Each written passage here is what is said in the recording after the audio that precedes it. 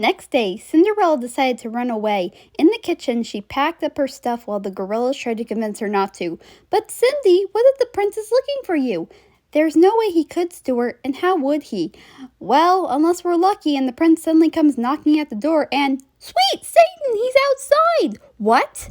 Tooty, Rustle, and Noodle went to the window where sure enough the prince and his royal advisor were standing outside. The stepmother let them in to try on the glass slipper. This is it. Well, what are we waiting for? Murdoch went to the door to open it, but it was locked. Hey, what gives? I guess the stepmother locked us in. What do we do? Let's break it down. While Murdoch was breaking down the door, Cinderella snuck out of the house. Meanwhile, the knocking from the door was heard from the other room. Is there someone else here? No, there is no one here at all. Meanwhile, Murdoch was trying to get the door open. Must see Prince!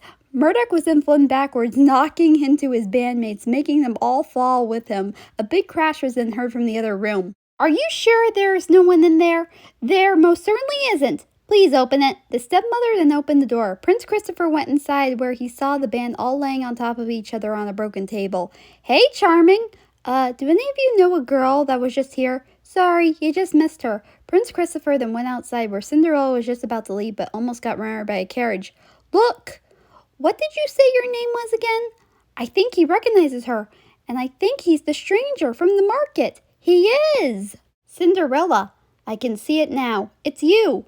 Prince Christopher then took out the slipper and put it on Cinderella as it fit her perfectly. No! Cinderella and the prince then shared a kiss as the fairy godmother's magic turned their clothes into wedding attire. A few weeks later, a wedding was held at the palace where Cinderella and Prince Christopher were on the palace steps of the ballroom being wed, under the eyes of the gorillas along with King Maximilian, Queen Constantina, and their subjects. I now pronounce you man and wife. Everyone cheered for the newlyweds.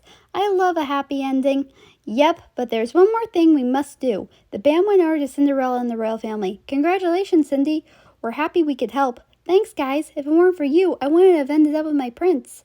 Well, we're happy we could help, but I'm afraid it's time for us to go. You're leaving already? Yeah, sorry, Cindy, but we gotta go back to England. Well, okay, I'll miss you guys. Bye, Cindy. Bye, Christopher. Bye, your highnesses. Bye, guys.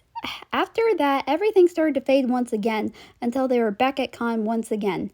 Well, that was sure a magical adventure. You said it, Noodle. Speaking of which, Murdoch, what was it you said about daydreaming being a waste of time? Oh, right, that.